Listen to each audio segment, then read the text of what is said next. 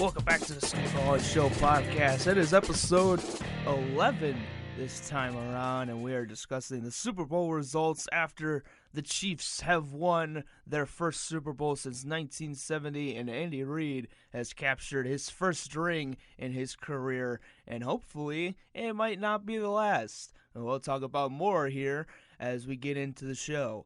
The 49ers seemed like they had a great game to start with, and as it always has been for the Chiefs throughout this playoffs, you let the opponent score on you, and the Chiefs come back in the second half. That's exactly what they did again.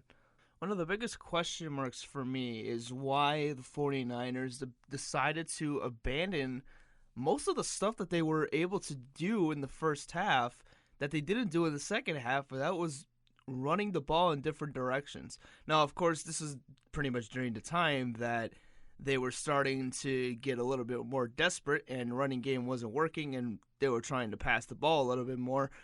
But, you know, when you put the ball into Jimmy Garoppolo's hands, that puts a lot more pressure on your offense and especially your offensive line to make sure that he's kept safe from that very stingy pass rush from the Kansas City Chiefs. And, you know, I kind of talked about this earlier before the Super Bowl, but when I said that the Chiefs defense was going to step up in this running game against this 49ers running game, and they were just going to step up in general, you know, I really thought that was going to happen. And they mainly showed up in the second half. First half, the 49ers were able to score 20 points on them, right?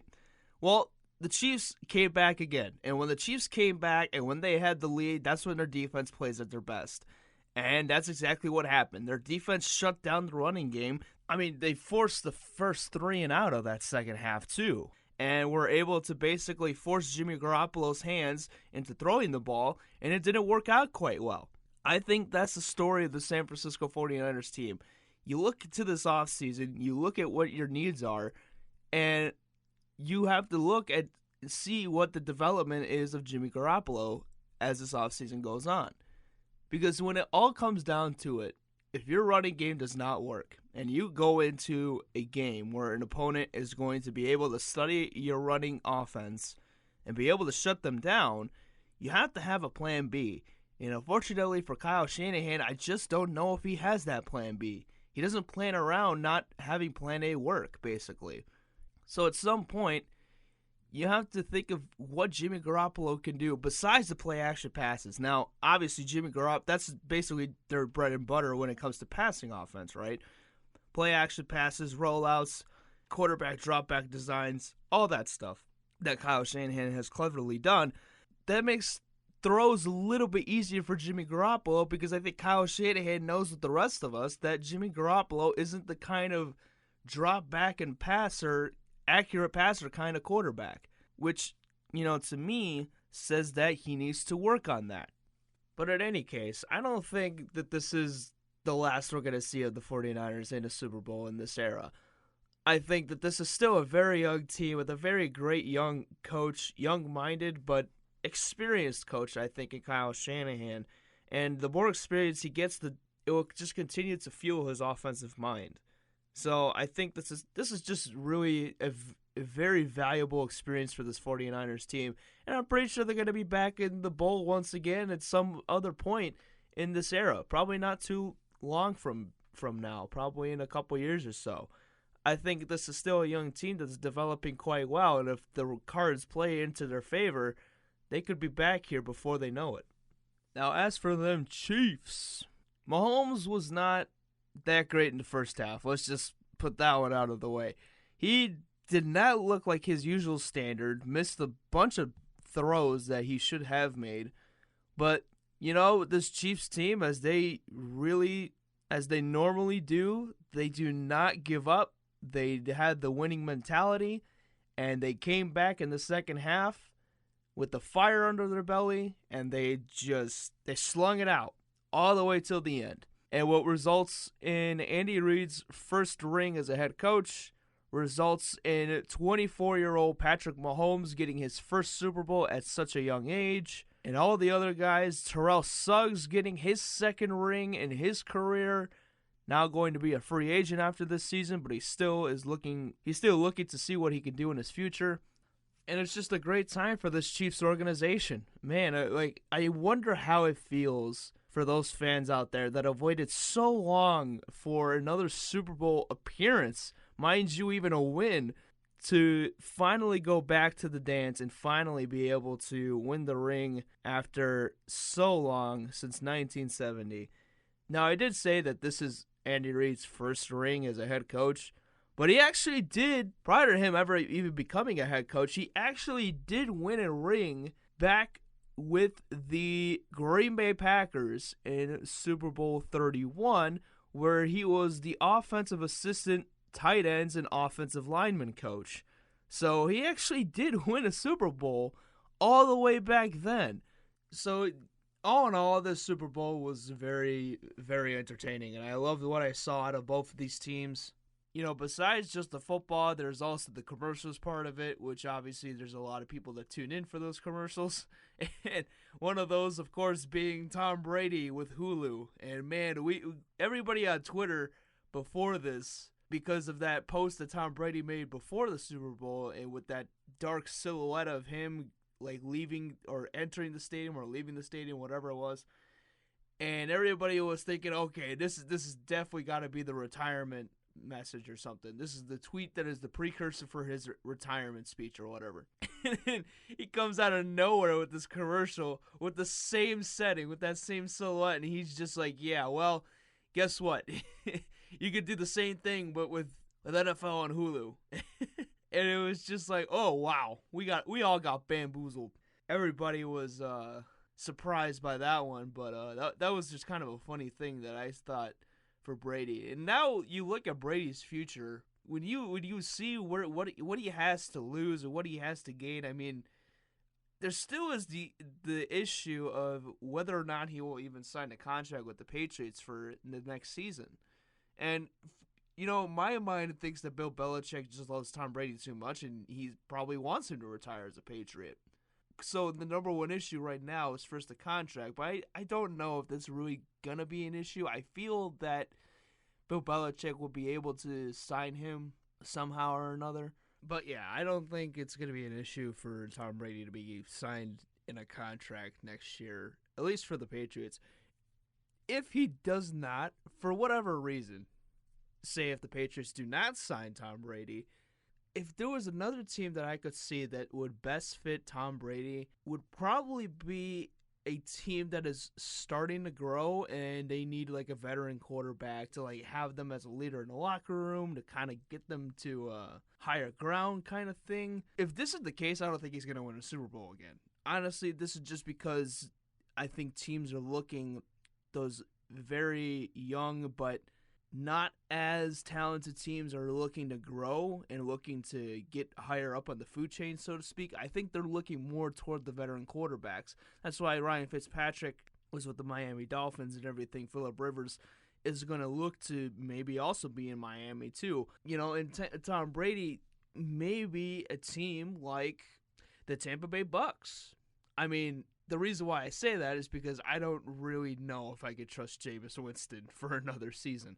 I'm saying that purely because I just do not love the fact that Jameis Winston throws 5 picks a game. Yes, he'll throw 5 touchdowns a game. He'll score all the points you want, but is it worth also turning over the ball that many times to make your opponent still be in the game? You know, you could argue with the fact that Jameis Winston still needs a lot more development. But at the same time, I just don't think that Jameis Winston is the answer for the Tampa Bay Bucks. I like him as a quarterback. I liked him as he was coming out, but he's got to cut out these very, very bad interceptions. Now, at the same time, this is Bruce Arians we're talking about, the head coach of Tampa Bay, and he is a very good quarterbacks coach. You can ask Carson Palmer, you can ask Kurt Warner, but he is a really good quarterbacks coach. So he could potentially fix Jameis Winston's interception problems, but it has to happen this season. Now, I'm only saying this because I just wouldn't be surprised if Tom Brady could go to the Tampa Bay Bucks to maybe help Jameis Winston out a little bit. still, my point is that I think Tom Brady will be going to a team that just needs a little bit more help, or especially in the quarterback's position. So that's gotta be like the only other solution I could think of for Tom Brady if he doesn't get signed with the Patriots. He also could get signed with the Giants if the Giants do not like Daniel Jones. And boy, my goodness, that would be the most ironic thing ever. And fans would not like that at all. But hey, it's a possibility. Who knows? It's a business, So this is only if, in a very extreme if the Patriots don't re-sign Brady by next season, which is, that's again, it's a knock on wood kind of question, but who really expects Tom Brady to go into free agency, especially with Bill Belichick still under him? And speaking of free agents, besides just Tom Brady of the New England Patriots, possible free agent Tom Brady, we have other potential free agents out there that we need to keep an eye out here in the NFL offseason. Now, obviously, some of the names that I'm going to read out are going to be probably obvious signings that those teams are going to sign those players before the deadline. Notably, the number one on this list is Dak Prescott, the quarterback for the Dallas Cowboys, age 27. I don't think it's any surprise that Jerry Jones wants the quarterback back for another season. And I'm pretty sure Mike McCarthy, the new coach for Dallas, will also want him back. So I think that one is going to be an obvious re-signing for the Dallas Cowboys. Drew Brees at number 3, right below Tom Brady, who we have already discussed. Drew Brees, I think, will also be re-signed. I just don't see anything that makes me think that Drew Brees would go anywhere else besides retire as a Saint, honestly. So I think Sean Payton wants that too, so I think Drew Brees will also get re-signed there.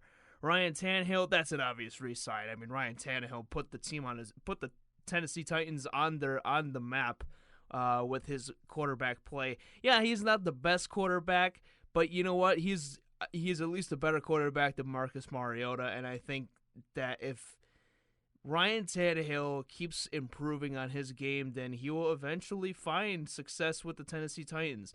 The guy is 32 years old, and I thought that he was actually one of the best young quarterbacks to come out, and his career in Miami just kept getting derailed by different injuries and rebuilding, and it just seemed like he could never find ways to be a successful quarterback. And I think this is exactly what he needed. He just needed a change of scenery, finally get his opportunity to be the starting quarterback for a different team. And now look at him. He went all the way to the AFC Championship game for the Tennessee Titans. And I think that's a good sign of what's to come for Ryan Tannehill. If he could just keep on going with his career like that, then I think good things will be coming for him in the future. Jadeveon Clowney, number 5, is set to be a free agent with Seattle. This guy is 27 years old, a great pass rusher. He was set to be the next J.J. Watt since he was drafted by the Houston Texans. He's done his fair share as a teammate for the Seattle Seahawks, and I think that the Seattle Seahawks really appreciate him having a pass rush. I think this is an obvious re-signing as well. He's one of their best pass rushers, and I think he will continue to be as long as he is re-signed with the Seattle Seahawks. Number 6, Amari Cooper, the wide receiver for the Dallas Cowboys, 27 years old as well. Obvious re-signing there. Dallas needs a number 1 wide receiver. Amari Cooper is their new number 1. He's an obvious re-signing as well. Chris Jones for Kansas City. This could go either way. I think that they will re-sign him, but they could potentially trade him if they really see fit. If the Kansas City Chiefs really want some kind of other help in different parts of their teams. But I think Chris Jones should be a re-signing too. But I do think that this could go either way. But I would re-sign him just because you need another pass rusher, and I think he was one of the best for Kansas City that season. Byron Jones, cornerback for the Dallas Cowboys. He was their number 1 corner too. I think that this should be an obvious re-sign as well. But this all, of course, depends on cap space for each team. And I think Dallas does have enough cap space to be able to re-sign these guys. So I think Byron Jones should also be an automatic re-sign. Brandon Scherff from the Washington Redskins. He is their offensive guard. Obviously, the Washington Redskins need to protect their quarterback. They did a solid enough job this season, but they could always use some help, and they could always reinforce offensive line. That is never a bad thing. You can ask the Houston Texans fans that it is never a bad thing to re-sign your offensive line. So Brandon Scherff, I think that he should be a re-sign for the Redskins as well. AJ Green, number 10.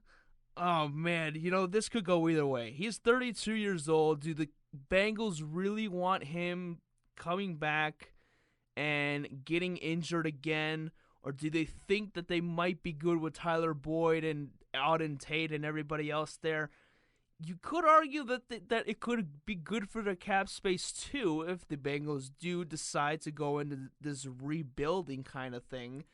And with the exit of possibly Andy Dalton as well, you could honestly ship them as a package together to a different team too. So the Bengals could do something with this. They could do something with AJ Green. I won't say he's an automatic re-sign. I will say that because he is 32 years old, and I think the Bengals are starting to get to a point where they don't necessarily need this cap space for AJ Green. The amount of cap space that AJ Green holds on their team, and with the injury problems and his age now being an issue, they could go a different direction with this. So I can't say that he will automatically resign, but at the same time, I'm not exactly sure if they want to trade him. Who knows what they can get out of him. But one of the best case scenarios I think that they could do is possibly just do it for draft picks, especially in the first round. You could potentially do that. Have Andy Dalton and AJ Green as a package deal for a mid to low first round draft pick. That's one of my ideas anyway. Number 11, Yannick Ngakoue from the Jacksonville Jaguars.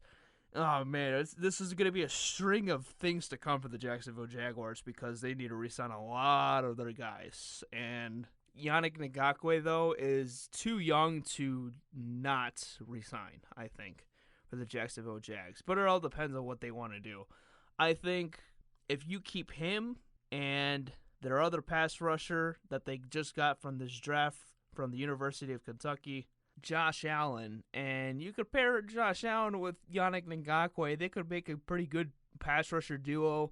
You want to keep Miles Jack, you want to keep Calais Campbell. I mean, there's a lot of things that they need to figure out this offseason when it comes to cap space because they need to re-sign a lot of guys. And it's going to be tough for this Jacksonville Jaguars team, but I don't necessarily think Yannick Ngakoue will be the one that will go. But they could go that direction and stick with somebody else. So I don't know. This was a tough one to call, but I think if you're looking to, as a team, I think the philosophy should be that you should always still breed young, and you should always be looking for the younger players, developing them, and make them into more stars. I think Yannick Ngakoue is going to be a good re-signing for them. Next up is Shaquille Barrett for the Tampa Bay Buccaneers. He really had a great season. I mean, he had a breakout sack leading total this season, and he is 27 years old. So the biggest thing about this is that is age going to be an issue for Tampa Bay? I personally don't think it should be in this case because Shaquille Barrett, if he can improve what he did this season into next season, I think he will be a very, very good asset for the Tampa Bay Bucs. We're going to go up to the top 20 of the free agents. So let's go right to number 13, Eric Armstead for the San Francisco 49ers. This could go either way because San Francisco is going to need to re-sign a lot of people in the next coming seasons. Do they want to keep Eric Armstead as one of their other pass rushers that they already have along with Nick Bosa? I don't know. I think for now, this is a completely management kind of issue that you have to look at. He is 26 years old. He's fairly young. I'm not sure. I think this is really up to San Francisco and what they want to do, what their future holds for them as a team. But I think, for them, this might be a good investment. I wouldn't be surprised if they re-signed it, but at the same time, I wouldn't be surprised if they traded him away for draft stock or something else. So as much as I would like to see Eric Armstead re-sign, they have to be able to think about who they also want to re-sign in the future, especially with Nick Bosa coming up and his rookie contract expiring in 2 years, that they're going to need to figure that out. Number 14, Jameis Winston. Man, I don't know. My heart says don't re-sign him. But the management part of me, if I'm the Tampa Bay Bucks general manager, says that I'm going to re-sign him because I want quarterback stability. Then again, you might be able to get a quarterback out of this free agency. You could get a quarterback out of the draft. I don't know. I think my heart says to not re-sign him and look for an opportunity in free agency or the draft. Because I can't trust Jameis Winston to not throw 5 picks a game. So I want my team to be able to be in the lead comfortably without the fear that the opponent is also going to score the same amount of points or close to those same amount of points as we just scored. Even if it's 50 points a game, the opponent's still going to be in it because of all the interceptions that you've thrown and giving them better field position on the opposite end and being able to score again. So I don't want that. I personally think the Tampa Bay Bucks should go a different direction. But again, management part of me says that they're probably going to because the Tampa Bay Bucks want quarterback stability, and they thought that Jameis Winston played good enough that he was still able to be the starter for the entire season. So in that same point, I just don't know if that's going to ever happen. Number 15, Phillip Rivers. This is obviously that he is not going to stay with the Chargers. He's already moved to Miami. He might be making a move to Miami, but it all seems that Phillip Rivers is going to make a move at this point. He has not called it quits for his career yet, which is good for him, but he is definitely going to be looking for a new team. I think it's pretty much set in stone at this point. Jack Conklin for the Tennessee Titans, number 16, offensive tackle. Always good to solidify your offensive line. I think that's an automatic re-signing for the Tennessee Titans. He was really good for them this season. Austin Hooper for the Atlanta Falcons. That is an obvious re-signing. Automatic re-sign for the Atlanta Falcons. They have found a very, very good tight end in Austin Hooper. He went to the Pro Bowl this year in replacement for George Kittle since he couldn't make it. But he is one of the best shining gems in that Atlanta offense, and I think that should be an automatic re-signing for the Atlanta Falcons. Hunter Henry for the LA Chargers.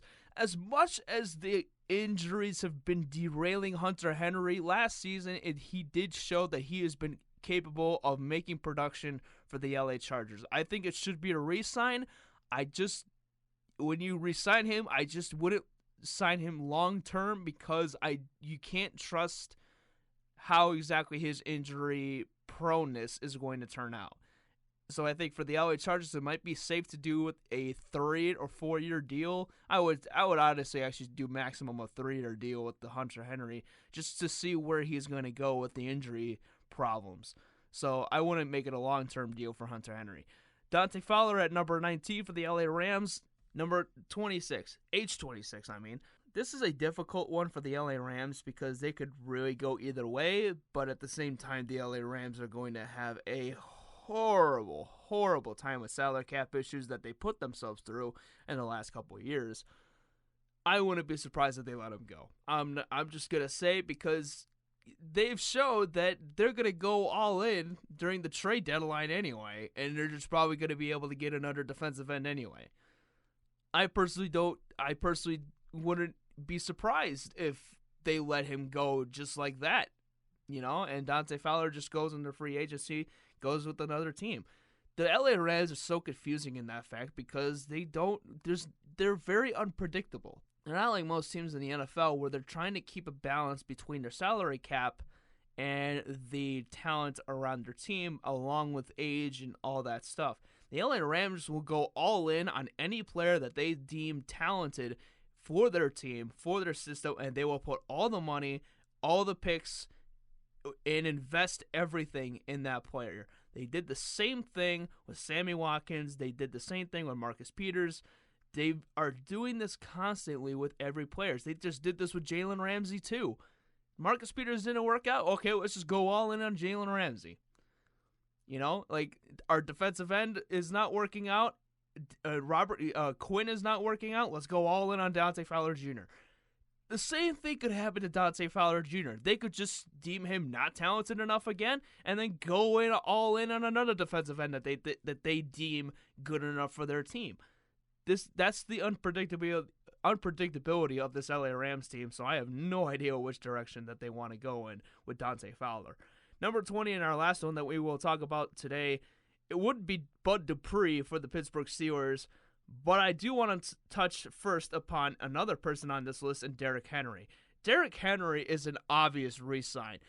However, the question here is do you sign Derrick Henry to a long-term contract at 26 years old, or do you see where the cards fall and find a way to get him a short-term deal in 2 or 3 or 4, I would say 4 or 5 years instead? At 26 years old, Adrian Peterson was at the prime of his career. The Vikings took that long-term deal, and they were pretty satisfied by it. I think if you look at the history of the NFL and the long-term contracts, specifically running backs, I don't necessarily think none of them were really a bad investment. So I think the Tennessee Titans should just run the risk of signing Derrick Henry to a long-term contract, because you never know. I think it might work out for this Tennessee Titans team. And in 6 years, when he's going to turn, well, actually not even 6 because he's 26. In 4 and 5 years, when he's going to be 30 and 31, when that production will start to go down, then you look at where your team will lie.